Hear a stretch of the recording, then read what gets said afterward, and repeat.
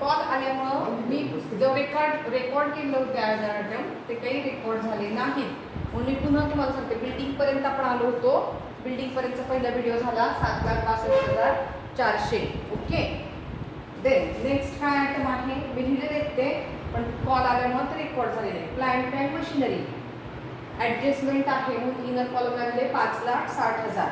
Loose tools, other current assets, other current assets इथे आहेत. Loose tools 38,000. Next preliminary expenses, other current assets, त्याला adjustment आहे इनरला लिहिले 22,000. फर्निचर टँजिबल ॲसेट ॲडजस्टमेंट आहे म्हणून इनरला लिहिले 14,000. कॅश इन हँड डायरेक्ट लिहिले आपण कॅश अँड कॅश इक्विव्हॅलंट आपण शेड्यूल काढलं नाही कारण एकच आयटम होता म्हणून बॅलन्स शीटला करंट ॲसेटला डायरेक्ट तो आयटम लिहून टाकायचा.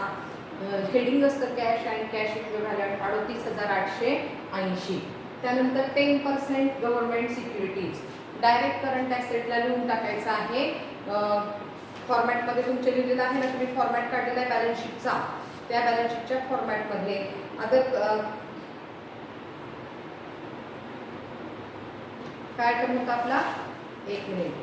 10% गव्हर्नमेंट सिक्युरिटीज करंट ॲसेटमध्ये फर्स्टच आयटम आहे बघा, करंट इन्व्हेस्टमेंट 10% सिक्युरिटीज 49,000. आउटरला जी अमाऊंट आहे ती लिहायची, ठीक आहे. ब्रॅकेटमध्ये अमाऊंट लिहायची नाही, समजलं. Next bills receivable short term loans and ॲडव्हान्सेसमध्ये आपण लिहून टाकले 54,720. नेक्स्ट गुडविल डायरेक्ट लिहून टाकायचं इनटँजिबल ॲसेट. कुठे लिहिणार, बॅलन्स शीटला. करंट ॲसेट्स, नॉन करंट ॲसेटमध्ये फिक्स ॲसेट आहे. फिक्स ॲसेटमध्ये फर्स्ट आहे टँजिबल ॲसेट. ती टँजिबल ॲसेटची टोटल येईल ती आपण तिथे मांडणार आहोत. हा त्याच्या खालचा आयटम आहे इनटँजिबल ॲसेट. ब्रॅकेटमध्ये गुडविल लिहा आणि 63,000 डायरेक्ट अमाऊंट लिहून टाका, शेड्यूलची गरज नाही. मोटर व्हेकल्स 10,000 लिहून टाकायच्या, आउटरला ॲडजस्टमेंट नाही.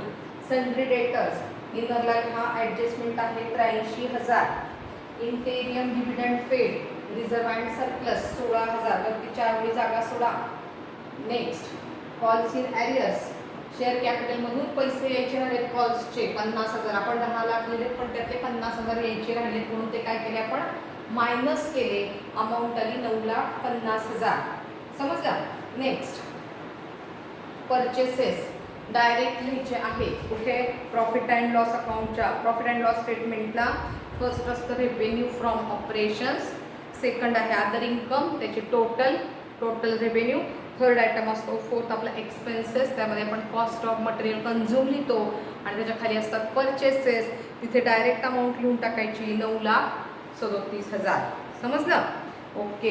Then advertisement other expenses 10,000. Audit fees तिथंच लिहायची 4,160.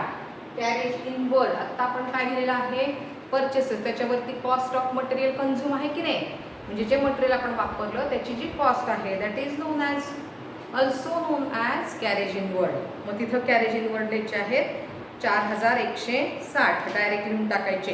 प्रॉफिट लॉसला तुम्ही सगळ्यांनी फॉर्मॅट काढलेलाच आहे, अगोदरच फॉर्मॅट काढायचा आणि नंतर या नोट्स बनवायच्या, म्हणजे जे ॲटम डायरेक्ट ट्रान्सफर करायचे आहेत ते आपल्याला इथे ट्रान्सफर करता येतात.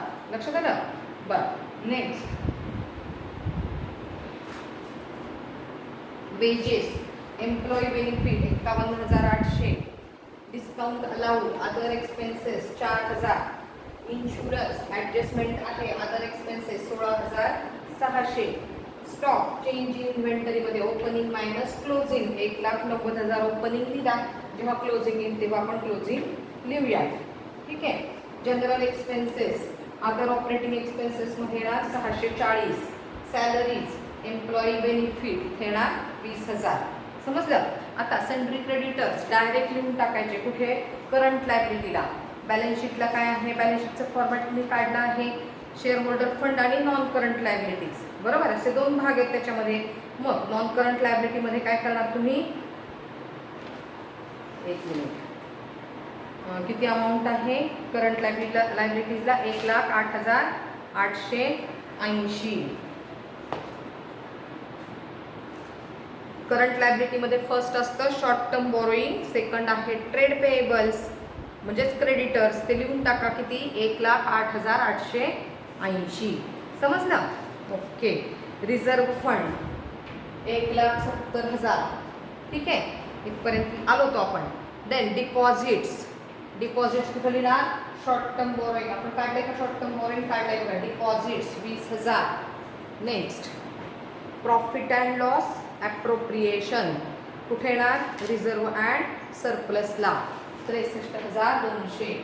Profit and loss appropriation 63,200. Okay, समजलं? Next reserve for doubtful debts 2,000. काय करायचं? डेटर्समधून आपण लेस करणार. 7 नंबरचं शेड्यूल आहे आपलं, त्यातनं काय करायचं? डेटर्स लेस RDD 2,000.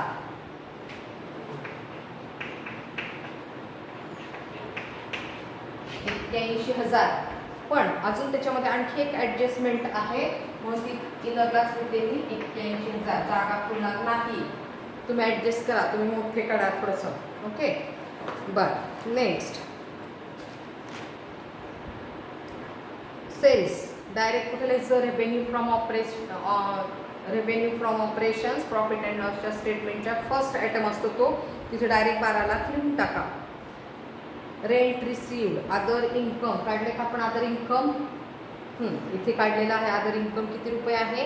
3,200. Rent received 3,200. ठीक, बरं. 8% debentures direct long term borrowing काढले का आपण? काढलेला आहे. Debentures 8% debentures long term borrowing किती रुपये आहे? 3 लाख. बरं. नेक्स्ट आहे bank overdraft short term borrowing. Bank overdraft किती रुपये? Bank overdraft 1,43,720. That's all. आपला ट्रायल बॅलन्स सगळा कंप्लीट झालेला आहे. ट्रायल बॅलन्सचं काय करायचं? फक्त सिंगल पोस्टिंग करायचं, सिंगल आयटम. ॲडजस्टमेंटचे मात्र काय द्यायचे आपल्याला? डबल इफेक्ट द्यायचे आहे. समजलं? Okay, now we will start to solve the adjustment. ॲडजस्टमेंटचे डबल इफेक्ट. फर्स्ट ॲडजस्टमेंट काय आहे? Closing stock 1,80,000. हे आपण लिहिलेच आहे. क्लोजिंग स्टॉक चेंज इन इन्व्हेंटरीमध्ये 1,80,000. एक इफेक्ट कुठे येणार? चेंज इन इन्व्हेंटरी 1,80,000 म्हणजे 10,000. सिंगल इफेक्ट इथे झाला. नंतर डबल इफेक्ट कुठे होईल? बॅलन्स शीटच्या ॲसेटला. करंट ॲसेट आहेत की नाही तुमच्याकडे? बॅलन्स शीटचा तुम्ही फॉर्मॅट काढलेला आहे. त्याच्यामध्ये काय आहे की करंट ॲसेटमध्ये तुम्ही सिक्युरिटीज लिहा 49,000. त्याच्या खालीच लिहून टाका इन्व्हेंटरीज 1,80,000. समजलं? बॅलन्स शीटच्या ॲसेटला तुम्ही आधी काय दिलेलं आहे? 10% गव्हर्नमेंट सिक्युरिटीज लिहिल्या 49,000. त्याच्या खालीच इन्व्हेंटरीज आहेत, तिथे किती लिहिणार तुम्ही? 1,80,000. झालं डबल इफेक्ट. ओके, आता next adjustment create RDD 5% on debtors. आता डेटर्समधून पुन्हा 5% इथे लेस करायची. लेस RDD 5%. 81,000 वर 5% किती येईल आता? टोटल 1 मिनिट किती नंबरचं आहे हे? 7 नंबर. टोटल किती झाली? टोटल 8,100 वरती 5% 4,150. त्यातले 2,000 आपण इथे टाकलेले आहेत. राहिले किती? 2,150. बघा तुमच्या ॲडजस्टमेंट लक्षात येते का? ऑलरेडी किती झाले? 81,000 वरती ही दिलेली होती ना RDD 2,000. बरोबर आहे ना? किंवा ही इथं नाही लिहिली आपण, डायरेक्ट 83,000 म्हणून. पण आपण 81,000 वरच आपण काय करणार? RDD कॅल्क्युलेट करणार. 5% ती किती येईल? 4,150. त्या 4,150 मध्ये 2,000 आपण ऑलरेडी दिलेले आहेत, म्हणून इथे किती घेणार आपण? 2,150. मी थोडंसं व्यवस्थित लिहिते, तुमच्या लक्षात येईल. 83,000 मायनस 2,000 आणि 81,000. 81,000 वर 81,000 वर दिलेली 4,150. त्यातले 2000 इथले गेले, राहिले 2000, 2150. RDD किती दिली मी? 2150. म्हणजेच आउटरला किती अमाऊंट येईल? 78,850. या 2000चा ऑलरेडी काय आहे? एकच इफेक्टेड आहे कारण ट्रायल बॅलन्स मधला आहे. आता याचा सेकंड इफेक्ट मात्र काय येईल इथे? RDD. ती मात्र किती लिहायची आपण? 2150. थोडीशी अवघड ॲडजस्टमेंट लक्षात घ्या, थोडीशी अवघड आहे. का? 2000 ट्रायल बॅलन्सला दिलेले असल्यामुळे आपण 2000चा हा सिंगल इफेक्ट केला. समजलं? आणि 5% सांगितले म्हणून 81,000 वर काढले. फक्त हे 2150 हे ॲडजस्टमेंट आहे म्हणून याचे दोन इफेक्ट केले. एक इफेक्ट इथे 2150, दुसरा इफेक्ट कुठे केला? Other operating expenses. ही ॲडजस्टमेंट सगळ्यात थोडीशी क्लिष्ट होती. पुन्हा पुन्हा ऐका म्हणजे तुम्हाला ते समजेल. आता डिप्रिसिएशन 5% ऑन फर्निचर. फर्निचरच आहे ना, सॉरी, प्लांट अँड मशिनरी 5% आणि फर्निचरवर 10%. लेस डिप्रिसिएशन 5%, लेस डिप्रिसिएशन 10%. लिहून ठेवते मी, माझा गोंधळ व्हायला नको. किती येईल? 5,60,000 वर 56,000च्या निम्मे 28 ना, बेगुनीच्या बॅटरी 16, 28,000. 10,000 दिले 2,000, 1,600 दिले 3, 5,32,000 आणि याच्यावरती 1,400, 600, 12,000, 12,600. समजलं? सिंगल इफेक्ट डिप्रिसिएशनचा. त्यांचा डबल इफेक्ट कुठे लिहिणार आपण? डिप्रिसिएशन आहे की नाही आपल्याकडे इथे? तिथे प्लांट अँड मशिनरी. किती आहे प्लांट अँड मशिनरीचं? 28,000 आणि फर्निचर 1,400. अजून असतील तर ठेवते मी. Okay, next. समजली काय ॲडजस्टमेंट? टँजिबल ॲसेट मधून लेस करायची, सेकंड इफेक्ट डिप्रिसिएशनला द्यायचं. बरं, नेक्स्ट आहे प्रीपेड इन्शुरन्स. काय करायचं? इन्शुरन्स लिहिला आपण. हे बघा इथे अदर ऑपरेटिंग एक्सपेन्सेस. आपण प्रीपेड काय करतो? तिथून लेस करतो आणि second effect short term loans and advances. बघा इथे द्यायचा. हां, लेस प्रीपेड इथून लिहून टाका. लेस प्रीपेड किती अमाऊंट होती? प्रीपेड 1,600 रुपये. लेस करते, काउंटरला आले 15,000, 15,000. सेकंड इफेक्ट कुठे येईल? Short term loans. प्रीपेड म्हणजे ॲडव्हान्समध्ये दिले ना, ॲडव्हान्स म्हणून लोन्स अँड ॲडव्हान्सेसमध्ये येणार.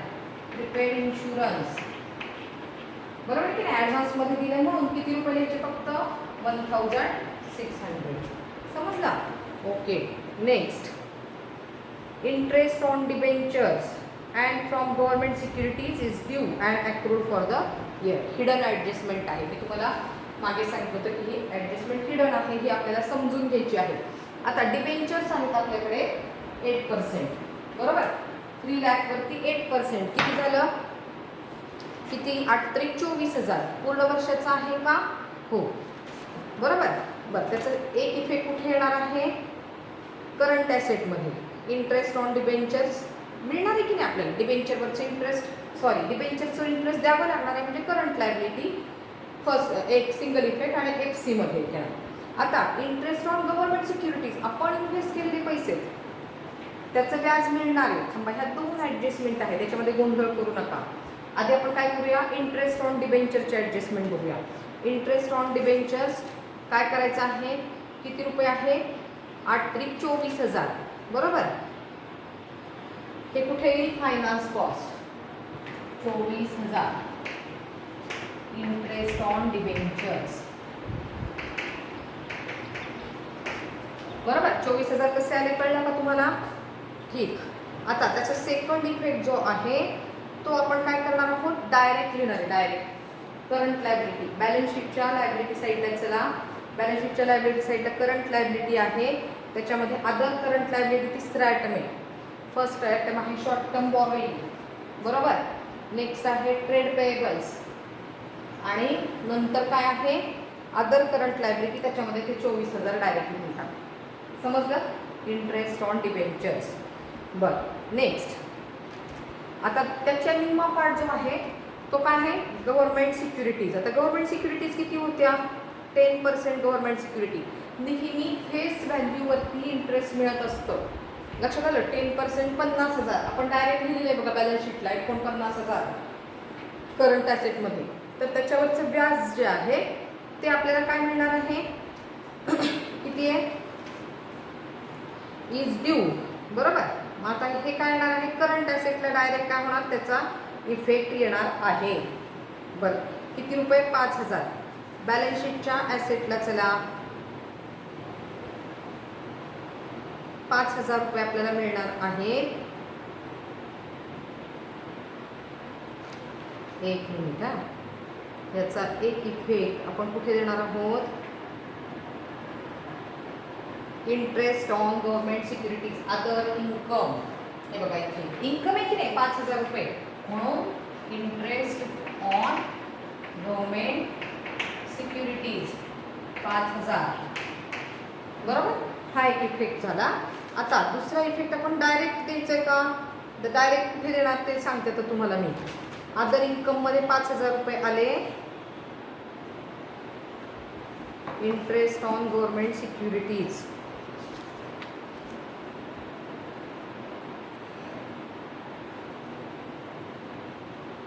करंट ॲसेटमध्येच आहे, फक्त डायरेक्ट द्यायचं आहे का, इनडायरेक्ट कुठे देता येईल ते तुम्हाला सांगते मी.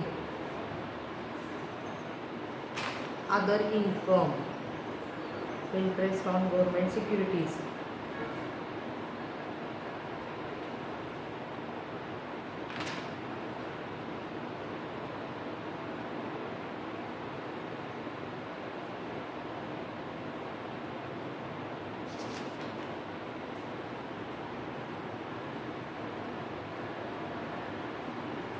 हां, अदर करंट ॲसेट्स 9 नंबरचा आपण काढले की नाही शेड्यूल.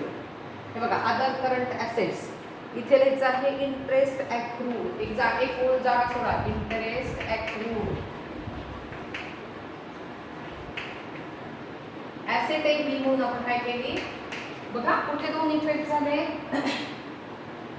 एक आहे अदर करंट ॲसेटला 5,000 रुपये आणि दुसरा इफेक्ट आपण कुठे टाकला,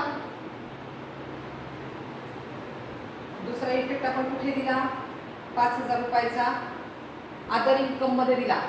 हे बघा इथे एक दिला अदर इन्कम आणि अदर करंट ॲसेट्स, असे दोन इफेक्ट आपण त्याचे दिले.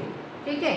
Next, provision for taxation to be made 50% on net profit. Profit लॉसला जेव्हा येईल प्रॉफिट त्याच्यात टॅक्स टाकायचा 50%. ठीक आहे. आता याच्याशी शेड्यूलशी काही त्याचा संबंध नाही. आता write off 40% of preliminary expenses. आपण प्रिलिमिनरी एक्सपेन्सेस लिहिले, कुठे लिहिले ते प्रिलिमिनरी एक्सपेन्सेस, अदर करंट ॲसेटमधून मायनस करायचं आणि अदर एक्सपेन्सेस. प्रिलिमिनरी एक्सपेन्सेस आपण कुठे लिहिलेले आहे, हे बघा इथे लिहिलेले.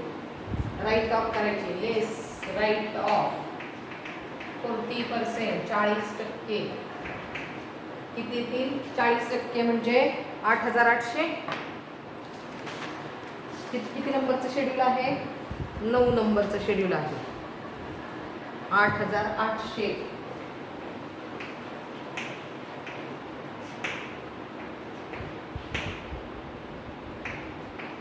13,200. आता याचा सेकंड इफेक्ट आहे, हा कुठे सांगितला होता तुम्हाला मी, अदर एक्सपेन्सेस. हे बघा, अदर एक्सपेन्सेसमध्ये प्रिलिमिनरी एक्सपेन्सेस 8,800.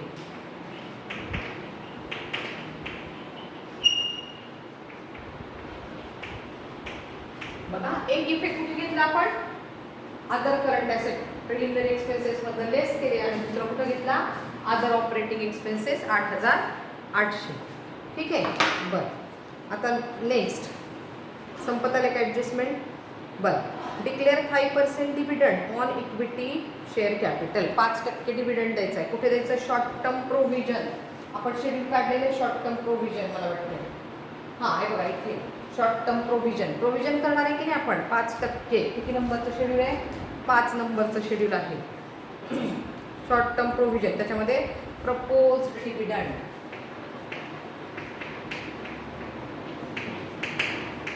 सगळ्या प्रकारचे 50,000 रुपये दिलेले नाहीत, त्याच्यावरती डिव्हिडंड द्यायचा नाही. किती याचा 9,50,000 वर 5%. किती झाला? 2,4 2,714 2,910 47,500 प्रपोज्ड डिव्हिडंड. ठीक आहे, प्रपोज्ड डिव्हिडंड. एक इफेक्ट आपण इथे केला बरोबर 47,500. सेकंड इफेक्ट कुठे येणार आहे आपला? Profit and लॉसला. ॲप्रोप्रिएशन मधलं मायनस प्रपोज्ड डिव्हिडंड. किती रुपये आहे? इंटेरियम डिव्हिडंडच्या खाली प्रपोज्ड डिव्हिडंड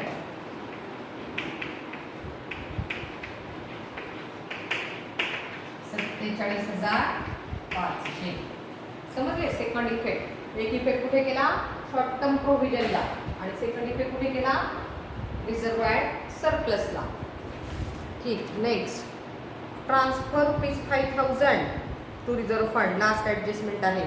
दोन्ही इफेक्ट बोथ इफेक्ट्स कुठे करायचे? Reserve and सरप्लसला.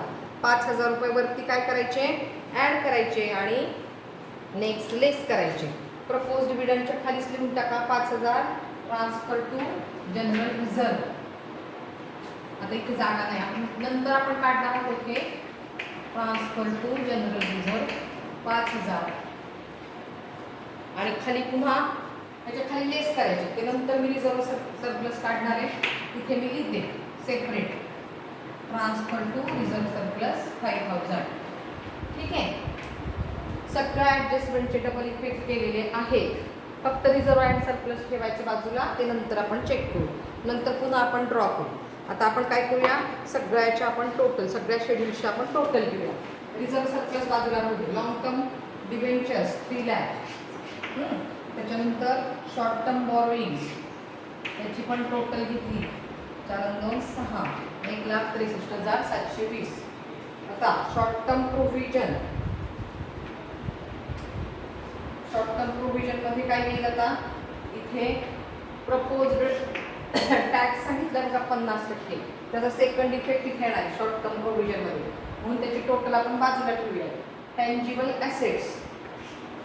टँजिबल ॲसेटची टोटल किती येते? 6 4 10 3 2 5 5 2 7 1 2 2 3 5 5 6 11 1 6 7 13 13,17,000 बरोबर. बरं. Trade receivable 78,850. Short term 7 6 13 1 4 2 6 56,320. हो चुकलं का माझं? इंटरेस्ट ॲक्रूड आता करंट ॲसेटची घेतली बरं 56,320 बरोबर आहे. बरं ही किती येते? सिमिलर आल्या 5 3 8 6 8 8 16 56,200. कन्फ्युज झालं त्याच्यामुळे. बरं 56,200 नंतर 8,200 नंतर ह्याची टोटल घेतलीच आहे आपण. ओपनिंग स्टॉक चेंज इन इन्व्हेंटरीचं काय केलं? Opening stock minus closing stock plus आलं 10,000. आता एम्प्लॉई बेनिफिट 71,800. ओके 71,800. बरं. नेक्स्ट काय आहे? फायनान्स कॉस्ट 24,000 असेल फक्त. डिप्रिसिएशन हे दोनच आहेत 29,400 आणि अदर ऑपरेटिंग एक्सपेन्सेस 5 9 6 15 1 9 10 10 6 16 16 ने 17 1 2 11 11 15 16 25 20 4 24 2 2 3 3 4 44,750. हे सगळे शेड्यूल आपले कंप्लीट झालेले आहेत. समजले का? पुन्हा पुन्हा ऐका, पुन्हा पुन्हा पहा. आणि आता नेक्स्ट लेक्चरला मी प्रॉफिट लॉसचा फॉर्मॅट काढणार आहे, बॅलन्स शीटचा फॉर्मॅट काढणार आहे आणि ह्या सगळ्या अमाऊंट आपण काय करणार आहोत? प्रॉफिट अँड लॉस अकाउंटला आणि बॅलन्स शीटला आपण ट्रान्सफर करणार आहोत.